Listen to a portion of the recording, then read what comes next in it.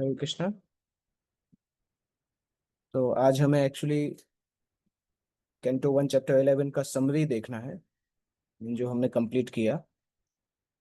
ये चैप्टर जो है ये भगवान कृष्ण द्वारका में एंट्रेंस, चैप्टर 10 जो है वो भगवान कृष्ण हस्तिनापुर से द्वारका के लिए निकलते हैं, और चैप्टर 11 भगवान कृष्ण द्वारका में एंट्री करते हैं। मेनली 39 श्लोक हैं, इन फॉर्म्स में डिवाइड हैं। जैसे शुरू के 3 श्लोकों में वर्णन किया है कि भगवान जब आते हैं अ, द्वारका के गेट पर, तो अपना शंख बजाते हैं। शंख बजाने का क्या इफेक्ट होता है, उसकी क्या सिमिलरिटीज दी गई हैं, वो यहाँ पे वर्णन किया है। इसके बाद चौथे से 10वें तक वर्णन किया है सिटीजन्स वेलकमिंग द लॉर्ड, किस प्रकार से द्वारका के अलग अलग वासी भगवान का आगमन के लिए अभिनंदन करते हैं। द्वारका सिटी के डेकोरेशंस पे बताई गई है। भगवान किस प्रकार से अलग अलग भक्त उनको कैसे वेलकम करने करते हैं और भगवान उनको रेसिप्रोकेट कैसे करते हैं। उसके बाद फिर 3 श्लोकों में 4 श्लोकों में भगवान की सुंदरता का वर्णन किया गया है। और फिर भगवान अपनी मदरली फिगर्स जो हैं उनके साथ कैसे व्यवहार करते हैं। Motherly figures in the sense भगवान की माँ जो है मुख्य, देवकी और रोहिणी, और बाकी भी वसुदेव की अन्य जो वाइफ हैं, उनके साथ भगवान का डीलिंग किस प्रकार से होता है वसुदेव की अन्य वाइफ के साथ। उसके बाद भगवान अपनी पत्नियों के साथ, द्वारका की रानियों के साथ उनका डीलिंग्स। उसके बाद भगवान का चरित्र, भगवान का दिव्य चरित्र, ये इस अध्याय में है। सबसे पहले जब भगवान शंख बजाते हैं, ये सूचित करने के लिए कि वो द्वारका के गेट पर आ गए हैं, तो मेन उसका थीम रहता है कि भगवान, क्योंकि भगवान बहुत समय से द्वारका से बाहर हैं, इसलिए भगवान जब शंख बजाते हैं तो उस शंख का मतलब होता है कि उस शंख से सारे भय का विनाश हो जाता है और सारे द्वारकावासी जो हैं उनको एनकरेजमेंट मिलता है, भगवान के आगमन की सूचना मिलती है। और एक सिमिली हमने उसमें देखा था कि भगवान जो सफेद शंख है भगवान के पिंक होंठों से टच होता है, और उस टच को इस प्रकार से सूत गोस्वामी बताते हैं कि जैसे सफेद हंस जो है, सफेद स्वान जो है, वो लाल गुलाब में खेल रहे हैं। लाल गुलाब मतलब भगवान के लाल होंठ, और सफेद हंस जो है वो शंख, वो तुलना की गई है। साथ साथ एक और पॉइंट हमने देखा था कि जैसे भगवान का टच कहीं भी होता है तो वो चीज आध्यात्मिक हो जाती है। भगवान के लिप्स का टच जैसे शंख से हुआ, वो शंख अपने आप दिव्य शंख हो जाता है। तो हमारे जीवन में भी अगर हम भगवान का टच करें, भगवान को हमारे जीवन से स्पर्श कराएं, तो हमारा जीवन भी आध्यात्मिक या दिव्य अवस्था को प्राप्त होता है। ये हमने शुरू के 3 श्लोकों में देखा था। उसके बाद हमने द्वारका के जो वासी आए थे भगवान को वेलकम किए, ये श्लोक बहुत इंपॉर्टेंट था जो हमने देखा था। इसका अच्छा तात्पर्य, अच्छा मीनिंग भी था। भवाय नस्त्वं भव विश्वभावन, त्वमेव माताथ सुहृत्पति पिता, त्वं सद्गुरुर्न परमं च दैवतं, यस्यानुवृत्त्या कृतिनो बभूविमः। द्वारकावासी भगवान से प्रार्थना करते हैं कि भगवान, भवाय न त्वं भव विश्व भावन, आप हमारे भी मालिक हैं, वो पूरे पूरा द्वारका सिटी आपके ऊपर आश्रित है। त्वम एव माता, आप हमारी माता भी हैं। अथ सुहृत, हमारे हृदय के सबसे करीब हैं। पति, हमारे मालिक हैं। पिता, हमारे पिता समान हैं। आप सदगुरु भी हैं। परमम च दैवतम, परम देवता भी हैं। यस्यानुवृत्त्या कृतिनो बभूविमः, आपको फॉल अनुवृत्ति, आपको फॉलो करते हुए हमारा जीवन ग्लोरियस हो गया है। ये बहुत इंपॉर्टेंट श्लोक है। श्री विश्वनाथ चक्रवर्ती ठाकुर ने इस श्लोक पे अच्छा कमेंट्री भी लिखा है। तो द्वारकावासी प्रार्थना करते हैं, साथ साथ द्वारकावासी ये भी बोलते हैं कि भगवान, आप इतने समय के लिए द्वारका से बाहर जाते हैं, हम कैसे उसको मैनेज करेंगे।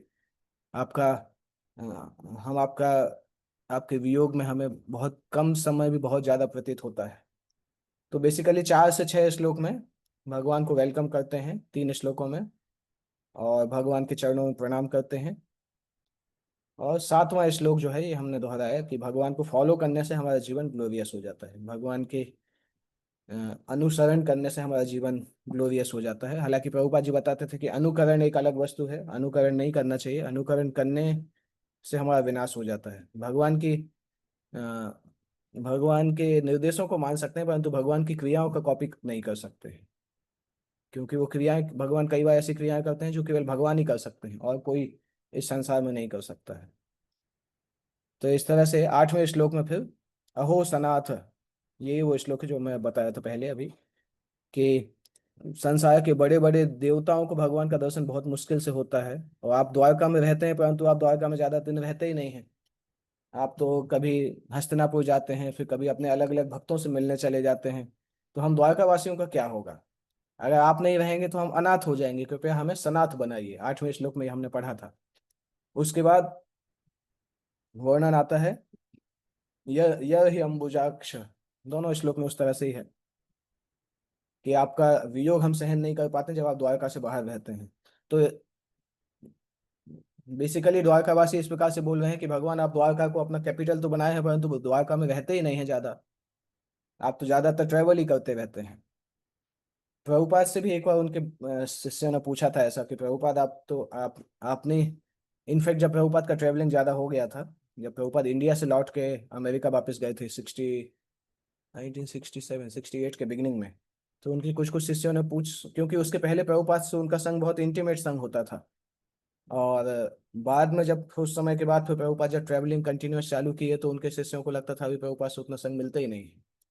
तो उन्होंने ही प्रभुपाद से बोला था, प्रभुपाद आपने हमें भक्ति प्रदान किया, अभी तो आप हमें संग ही नहीं देते हैं, हम कैसे आपका साथ प्राप्त कर सकते हैं? प्रभुपाद ने सिंपल उत्तर दिया था कि आप हरे कृष्ण महामंत्र का जप करो, मैं भी हरे कृष्ण महामंत्र का जप कर रहा हूँ, उसके थ्रू हम साथ में रहेंगे। तो द्वारकावासी भी उस प्रकार से बोलते हैं कि भगवान, आपका सेपरेशन हम कैसे फील करेंगे? बट भक्त जानते हैं कि जब हम भगवान के नाम का जप करते हैं तो हम दुनिया में सभी भक्तों के साथ रहते हैं, इसलिए सेपरेशन उतना फील नहीं होता। हालांकि ये भी है कि पर्सनल एसोसिएशन का सब्स्टिट्यूट नहीं है सेपरेशन, पर तब भी व्यक्ति को कंटेंट रहना चाहिए, क्योंकि हो सक फिजिकल संसार इस प्रकार से डिजाइन है कि ऐसा पॉसिबल नहीं कि हमेशा हम जिसके साथ रहना पसंद करते हैं उसको संग मिलेगा। हम हमेशा गुरु का संग चाहते हैं, परंतु हमेशा आध्यात्मिक गुरु साथ में नहीं रहते हैं। इसी प्रकार से शुद्ध भक्तों का संग हम चाहते हैं, परंतु हमेशा नहीं मिलता है। पर इसीलिए जब संग है तो उसको बहुत सीरियसली लेना चाहिए, जिससे कि वो संग के कारण हम ऐसे समय में हमें मदद होगी जब हम उनके साथ नहीं होंगे। जैसे अर्जुन ने जब भगवान का वियोग, भगवान के संसार से जाने की खबर जब अर्जुन ने सुनी, तो अर्जुन पहले बहुत दुखी हुए। बाद में उन्होंने उस भगवत गीता को फिर से याद किया जो भगवान ने उनको सुनाई थी। उस भगवत गीता को याद करके अर्जुन फिर से काम हो गए थे। तो ये होता है, संग इतना गंभीरता से लेना चाहिए कि हम उन इंस्ट्रक्शंस को लगातार याद कर सके, कंटेम्पलेट कर सके। द्वारकावासी बोलते हैं, आपके सुंदर मुस्कुराते चेहरे को देख के, नहीं देख के जीना बहुत मुश्किल होता है, कथम वयम, श्लोक इस प्रकार से है।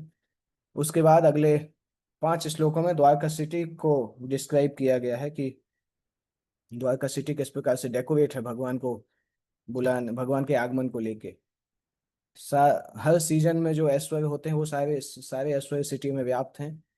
फेस्टिव साइन, फेस्टिवल्स के साइन हैं, झंडे लगे हुए हैं, मालाएं हैं, पेंटेड साइंस लगे हैं, स्लोगन्स लगे हैं।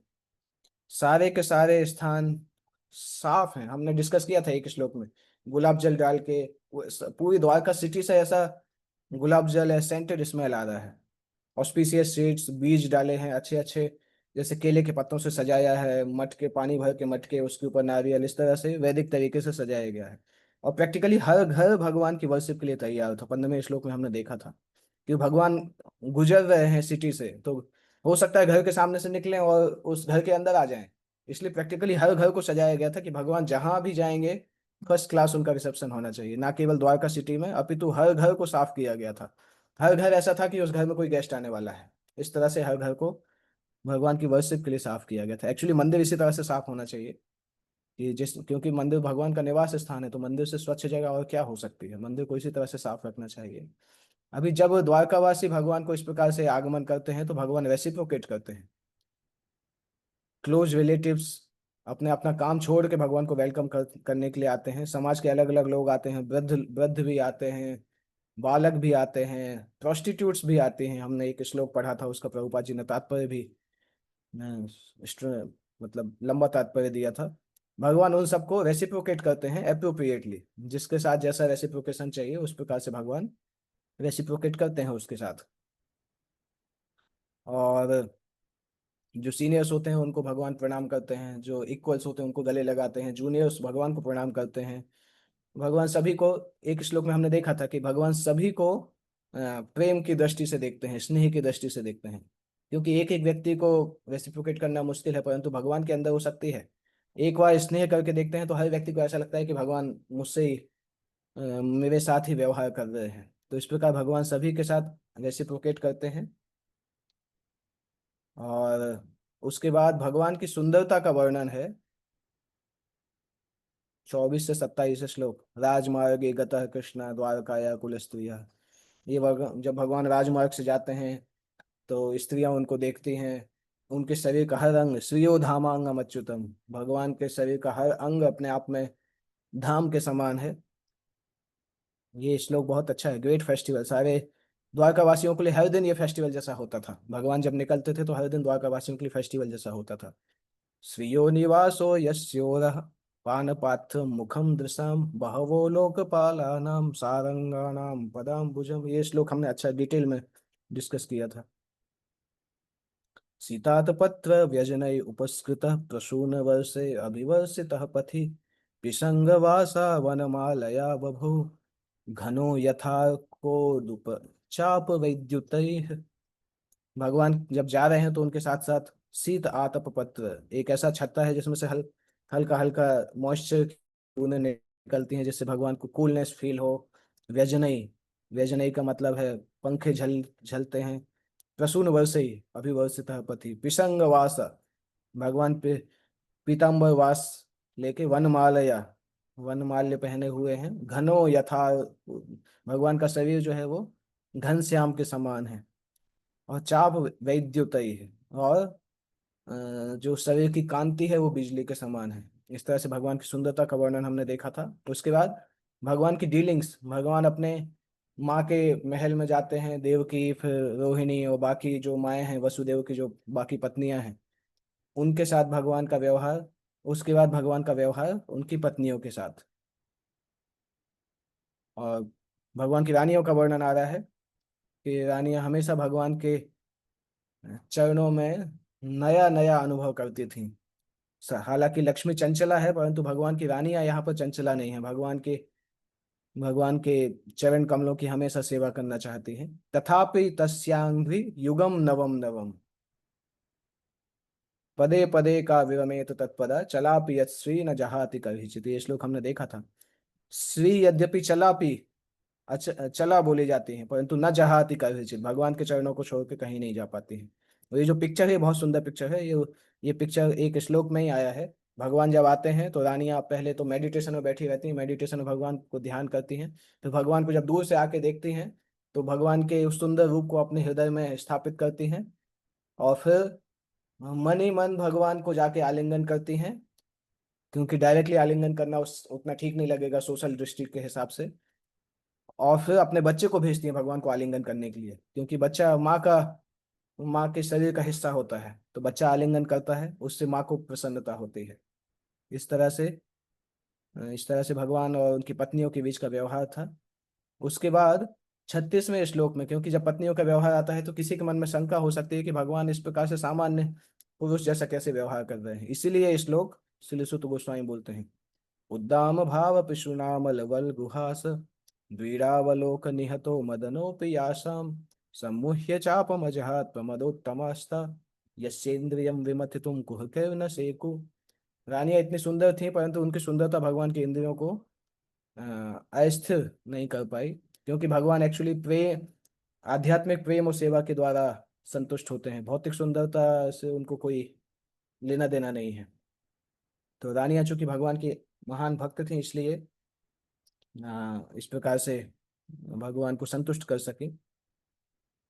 केवल जो बद्ध जीव अज्ञान के अंधकार में होते हैं वो सोचते हैं कि भगवान भी मैटर के द्वारा परेशान है, मैटर के द्वारा अफेक्टेड है। एक्चुअल में भगवान कभी भी तीन गुणों के द्वारा अफेक्टेड नहीं होते हैं। और साथ साथ ये श्लोक हमने देखा था परसों की क्लास में, एतदीशानम सस्य। भगवान भी तीन गुणों से प्रभावित नहीं होते हैं, उनके शुद्ध भक्त भी तीन गुणों से प्रभावित नहीं होते हैं। और लास्ट श्लोक में हमने देखा था कि भगवान की रानियां भी भगवान को पूरी तरह से नहीं समझ सकती, क्योंकि भगवान को समझना भगवान अनलिमिटेड है, इसलिए उनको पूरी तरह से समझना इम्पॉसिबल है। शुद्ध भक्त भी उनको पूरी तरह से नहीं समझ सकते हैं। शुद्ध भक्त उतना समझ सकते हैं जितना समझ के वो भगवान की नित्य सेवा में हमेशा लीन रह सकते हैं, भगवान के धाम में जा सकते हैं। अदरवाइज भगवान को पूर्ण तरह समझना तो इम्पॉसिबल है। इसके बाद हम 12वें अध्याय में एंटर करने वाले हैं। 12वां अध्याय विशेष रूप से वर्णित करता है परीक्षित महाराज का जन्म। सुत गोस्वामी उसके बाद बता जाते हैं भगवान परीक्षित महाराज का जन्म के बारे में वर्णन करते हैं। भगवान कृष्ण की और भी जर्नी है उसका वर्णन करते हैं। और उसके बाद फिर शौनक ऋषि परीक्षित महाराज के बारे में और प्रश्न करते हैं।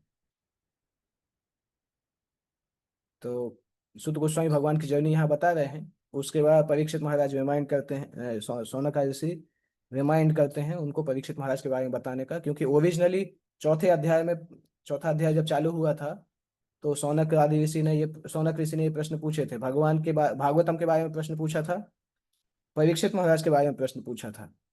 तो अभी भागवतम का आंसर तो उनको मिल गया था, और परीक्षित महाराज के जन्म का परीक्षित महाराज की एक्टिविटीज के बारे में पूछा था, उसका आंसर देने के लिए शौनक ऋषि फिर से उनको रिमाइंड कराते हैं। तो कल से फिर हम 12वें अध्याय में एंट्री करेंगे। 12वें अध्याय के पहले श्लोक से हम नेक्स्ट क्लास में स्टार्ट करेंगे। श्रीमद् भागवतम की जय, जगत गुरु शिल प्रभुपाद की जय।